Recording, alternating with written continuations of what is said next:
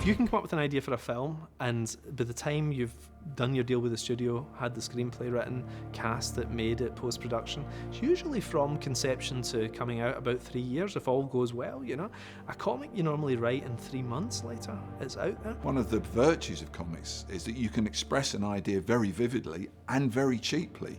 And particularly if it's a slightly off-kilter idea or slightly revolutionary idea, you're not investing a whole lot of cash. We just try out all this stuff, and if it works, it can really work, and then it blows up in other mediums as well. Mark is a legend in his own right, and we sat down and we literally came up with the idea in the pub for the Secret Service. And I said, who's going to draw it? And he said, well, should we try and get Dave Gibbons? There aren't many people who are famous in their own right for being a comic book artist. Christopher Nolan's favourite comic book drawer is David Gibbons. Damon Lindelof collects him, so he's we're very lucky to have him. Oh my God, Dave is my absolute hero, right? And I'll tell you, I'll give you 2 examples. When I was 17, I queued for 4 hours to get Dave's autograph, and he was coming to Glasgow. He'd just done Watchmen, which, for people who don't know who are watching this, Watchmen is still the biggest selling graphic novel of all time. It came out in 1986, 87, and it's still, all these years on, the biggest selling graphic novel ever. So he was touring to promote the book, and I got maybe 15 seconds with him, but I went home delighted. And he did me a very quick sketch as well, which I still have. I had it up in my room for ages, and I wrote him a letter about a year later. Mark wrote me a fan letter when he was 17 years old. I was a little older than that at the time, and he told me that the best thing to do for my career was to work with him. I was like one of those mad X Factor contestants, that says, I want to be Beyonce, it was like that kind of thing. And I was saying, oh, you should come and work with me, I'm going to be a massive writer and everything. And I've got no memory of it. I wrote him back a very polite letter and sent him a sketch and said, yeah, thanks, but perhaps not now, maybe in the future. And I've still got it, and it was so exciting just getting to know Dave over the years, and we became friends when I was in my 20s, and by the time I was in my 30s, I began to sort of establish a career for myself. By which time I'd become a huge fan of his, with the work that he'd done on things like the Ultimates and stuff like that. And Dave was saying, oh, we should maybe do something at some point, and then all these years later we finally did, and I would have done it free of charge. I had such a treat working with him. And there were a number of possible projects, and the one that he pitched to me was the Secret Service, and I think I was expecting a superhero project, but actually the more I thought about it, the more I liked the idea of doing something that wasn't a superhero thing. And I particularly liked the fact that it was set in England, and that it was a chance to play off the kind of Englishness of things rather than being sat, as these things usually are, in the States. So that really attracted me to it, and we just kind of went from there. Before I knew I wanted Dave for this project, I knew it had to be a British guy, because the bulk of comic book artists are American. And I thought somebody from overseas would completely ruin this. They're not going to be able to tell the subtleties of an English street kid. Well, Dave would get the hairstyles and the clothes and the environment perfect, where an American artist would draw thatched roofs and things, and sheep in London and things like that. It would just all be completely wrong, and somebody looking like John Bull and everything. It would just be disastrous, but I knew I wanted a British guy, and I thought, let's start at the top. There's something about drawing something set in England that does give it authenticity, that you're actually in the same way being analytical and picking on things that other people don't necessarily see, but when it rings true to you as an insider in that society.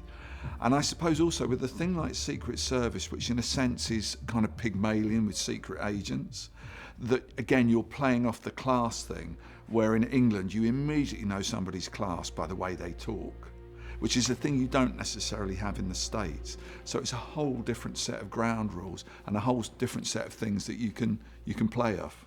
And so it fell to me as the artist to make sure that the things that I drew appeared real, that South London did look like South London, that the kids looked believable, that if there was a car chase, it was the right kind of car that they'd nick, and it was a believable police car. So although it's great to make things up from your imagination, there's nothing that's really quite so exciting as things that are grounded in reality. And even if you exaggerate the reality, it always has to stay kind of feasible. So if you're going to have people flying around with jetpacks and ejector seats and all the wonderful technology that we see in Secret Service, the fact that it's a believable South London, that the kids look believable, that the storefronts are South London storefronts, that the cars fit, that's a really important thing to sustain and feed the fantasy. So, I mean, the great thing about somebody who's obviously as good as Dave is that he doesn't need a huge amount of direction, you know. So I just, he knew who, from reading the story, he knew who the Eggsy Gary character was, you know, and he instantly got this guy. The other guy was a more mature James Bond type, you know, and he sent me some sketches. I was like, perfect, and that was it. And I just drew what I drew, and he saw what I drew and said, fine. And I looked at his scripts and said, fine. You know, it could not have been easier, you know. Mark has got a grasp of not only story, but of moments that stay with you. And I think that's a kind of, in a sense, a cinematic skill as well. All the great movies have got moments or speeches that you remember. And I think Mark's work has got these wonderful landmarks. And he's still got that thing which to me characterises the best comics, which is to be slightly subversive. I mean, even with Watchmen, which is, you know, the Citizen Kane of comics, or whatever you like to call it, it's the element of subversion in it, of confounding people's expectations, that I think is a real hallmark of interesting fiction. Matthew and Jane had a backstory to the organisation that I didn't do in the comic. That's something that was specifically made up for the movie, but I thought it was a good one. You know, for me it was literally the Secret Service. You know, for me it was part of the military intelligence. But Matthew and Jane wanted to sort of make it something that was slightly less governmental. You know, something that was a bit more maybe like the stuff that you got in 1960s television programmes. Like, you didn't quite know who Steed and Mrs. Peel worked for and everything. And I think it goes back a little more to those kind of like ITC programmes of the 1960s, this kind of mysterious organisation that they worked for. And I thought that was pretty cool. It had an unusual vibe that I hadn't seen in a long time. What might work in a comic or a book, if it's not going to work in the film, you don't do it. You know, I co-created it, so I'm going to be incredibly respectful to it. But likewise with Kick-Ass, I changed a lot for the film. I mean, honestly, Mark, when he wrote the comic, added a lot of stuff independently, which was where the story took him. I mean, he and Matthew had discussed this idea, but really the comic Mark had written completely independently, and so his imagination took him to other places. One of the big storylines in the comic was that a bunch of celebrities were being kidnapped by Samuel L. Jackson's character. And the opening sequence was Mark Hamill being kidnapped, but it was Mark Hamill himself. And I thought, does Mark mean Mark Hamill or somebody who looks like Mark Hamill? But no, it was Mark Hamill. And I thought, this is so bizarre. The comic then got drawn by Dave with Mark Hamill, and I was like, oh, I should really contact Mark Hamill at some point and make sure this is okay with him. And it literally went right up to the night before the comic was going to the printers, and I just remembered I didn't have his permission, and I didn't know Mark Hamill, right? But luckily he was a friend of a friend, right? And I managed to get his phone number, right? So I got on the phone with him and I said, well, what do you have in mind? And he said, well, I'm working with the artist Dave Gibbons. Again, I'm a huge fan of both these guys. Mark for his writing, David for his artwork. I'm a huge Watchmen fan, so I was sort of honored and wondering how I'd be rendered by this artist that I knew so well.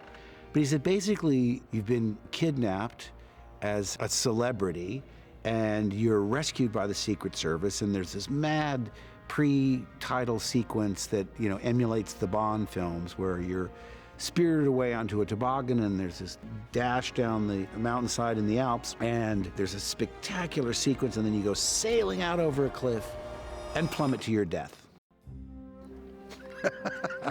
Well, that's unexpected. And he could not have been nicer. He was just so lovely, and I'm so glad he was great because I love Star Wars. I'm a massive Star Wars fan, and it wouldn't have been terrible if he was horrible, you know, but he was absolutely lovely and he was so generous, and he just said, of course, yeah, that's no problem at all. I was genuinely like a dog with two tails when I got an email from Luke Skywalker to say, yep, I really like what you drawn, Dave. You know, that was great. We're all swimming in the same fan suit, you know. I always liked the idea of, we saw James Bond do all these cool things. We saw him kind of, like I said, save us from nuclear subs that had been stolen and all this kind of thing, or we saw him in space and all that, but we never actually saw him go to the shops, and we never saw him visit his relatives, and we never saw his house. I love to kind of look behind the scenes of these things. Like, I love to subvert the genres. Like, Kick-Ass was interesting because he was a superhero who you took powers away from, and that made him unlike any other superhero. Like, he couldn't climb walls like Spider-Man, he didn't have money like Batman and everything. So I like the idea of subverting Bonds by making him more human, and it's about a very, very nice guy who's in the Secret Service who takes this young guy under his wing and trains him up to be James Bond. So just like Pretty Woman, where Richard Gere showed Julia Roberts how to use the cutlery and everything, you've got the boy teenage male fantasy of that, you know, where you aren't just playing Medal of Honor every night, you're actually doing this for real and you're getting to go out there and protect your country, you know. And I thought there was something interesting about that, you know, and that's the kind of the foundations of what the thing's about. For Harry, or Jack as he's called in the comic book, he had to have a nobility. He had to have a slightly larger than life feeling about him. And I think he realised that he was slightly larger than life. And I think Gary, or Eggsy, reminded him of this. So in the interplay between them, he was kind of acting with a little bit of a wink. It was like, I know you get this because I got it. But again, he has to be a contrast to Eggsy. He has to be super cool at all times, where Eggsy gets flustered and misbehaves and can't quite hack it. But again, he can empathise with Eggsy because he has been there. So I think when I was drawing him, I wanted to make him suave, well-dressed, somewhat impassive, but with little telltale giveaways that just made you like him. You had to like him. So the idea of maybe making this guy a little bit lonely, you know, and he maybe has a slightly dysfunctional relationship with his family and everything, that seemed really interesting to me because that's what it would be like. And if you were related to a Bond-style guy, you wouldn't really be told the truth about what he did, but you'd have a vague idea you had this interesting uncle who drifted into your life occasionally. So that was the kind of origins of his character, like what James Bond would be like outside of the movies. When I drew Eggsy in the comic, he's called Gary in the comic, but Eggsy I think is a great name for him.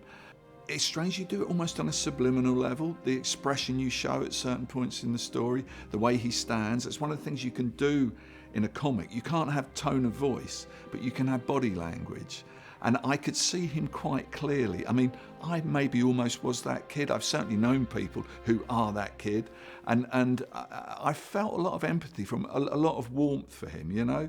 I felt that he was a good guy, he was a good character. And that's how I tried to draw him. He's a lot like me when I was that age, you know. Like, I wasn't as cool as that, you know, but I was slightly scuzzy and everything, you know, and it was just a little guy who sort of dreamed of something cool happening to him, you know. I wanted somebody who had a good heart and wanted to do something good with his life, but hadn't been given any opportunity, you know. So I think fundamentally that's what it's about. It's about maximising the potential of even the person you've written off. And Eggsy epitomises that, really, because he goes from being somebody you would cross the street to avoid to somebody who's deactivating a laser beam to stop Britain being destroyed one day.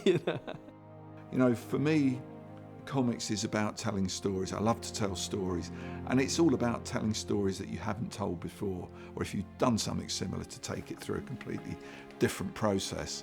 So Secret Service, yeah, ticks that box of working with somebody I want to work with and working in a genre that I haven't worked in before. I think a great lesson I learned actually about 10 or 12 years ago when my career really started to sort of take off was to write something that I want to see or I'd want to read. Before that, I'd always try to second guess an audience and think, okay, what's the current trend, or what would people like, you know, what would they be most likely to buy? Then I thought, I don't care about everybody else, you know, I'm just going to do something for me, you know. And it was transformational, you know, because then suddenly I was loving what was coming back. I was like, oh, this is something I'm into. And then because I'm into it, just by the law of averages, some other people are going to be into it too, and it grew from there. Just do something that you love, and other people are going to love it too. Okay, full rehearsal, please, the entire scene coming up. I mean, this is the fourth adaptation now of a book that I've worked on, and it never gets anything other than 100% exciting. You know, like it's a bit like, you know, you keep having children, and it's not like you like the fourth one any less than you like the first three. You know, and if anything, this is slightly more exciting because they've thrown so much money at this. I mean, the budget for this is about 3.5 times what Kick-Ass was, and just walking around all the sets is incredible. You know, one impressive set is enough to make me happy, you know, but there's like 10 impressive sets here. Samuel L. Jackson, you know, it's nuts.